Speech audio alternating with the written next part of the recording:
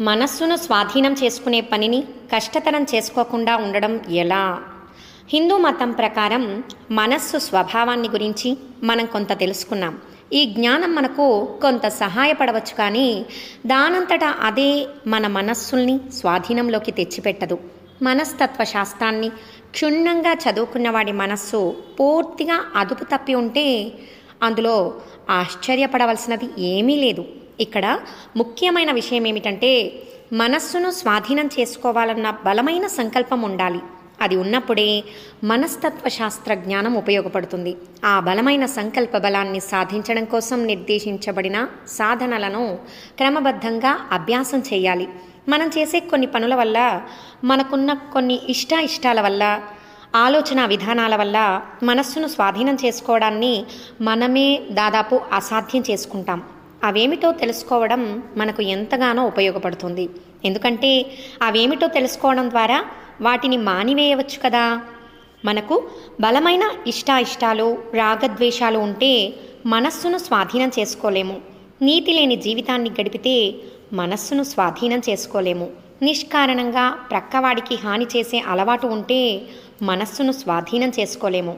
మత్తు పదార్థాలు సేవించే అలవాట్లు ఉన్నా, నిలకడలేని గజిబిజి జీవితాలను గడుపుతున్నా, అంటే ఉదాహరణకు తినడం, త్రాగడం, మాట్లాడడం, పని చేయడం, నిద్రపోవడం, వీటిలో దేన్ని అతి ఎక్కువగా చేసినా లేక అతి తక్కువగా చేసినా మనస్సులను స్వాధీనం చేసుకోలేము.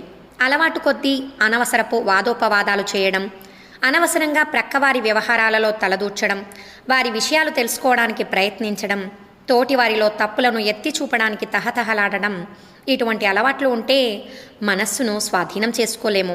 శరీరాన్ని విపరీతంగా శ్రమ పెడుతున్నా, అర్థం లేని ఆదర్శాల కోసం అర్రులు చాస్తున్నా, కఠినమైన మౌన వ్రతాన్ని పాటించడానికి ప్రయత్నిస్తున్నా, అహంకారంతో అమితంగా గర్విస్తున్నా మనస్సును స్వాధీనం చేసుకోలేము. మన శక్తియుక్తులకు మించిన పదవులను సాధించడానికి ప్రాకులాడుతున్నా, ఇతరుల ఐశ్వర్యాన్ని చూచి ఈర్ష్యపడుతున్నా, ఎల్లప్పుడూ మనం అనుకున్నదే సరైనదని భావిస్తున్నా మనం మనస్సులను సులభంగా స్వాధీనం చేసుకోలేము. ఏదో తప్పు చేశామన్న భావన మనస్సులో తొలుస్తూ ఉంటే మనస్సును స్వాధీనం చేసుకోలేము.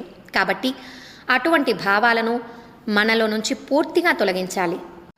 ఇటువంటి భావాన్ని వదిలించుకోవడానికి చేసిన తప్పులకు చిత్తశుద్ధితో పశ్చాత్తాపడడంతో పాటు అటువంటి తప్పులను మళ్ళీ చేయకుండా ఉండడానికి కావలసిన సంకల్ప శక్తిని ఇవ్వమని దేవుణ్ణి ప్రార్థించడమే సరైన మార్గం. మనస్సును స్వాధీనం చేసుకోవడంలో విజయం సాధించాలంటే గట్టి సంకల్ప శక్తితో పాటు ఆత్మవిశ్వాసం కూడా ఉండాలి.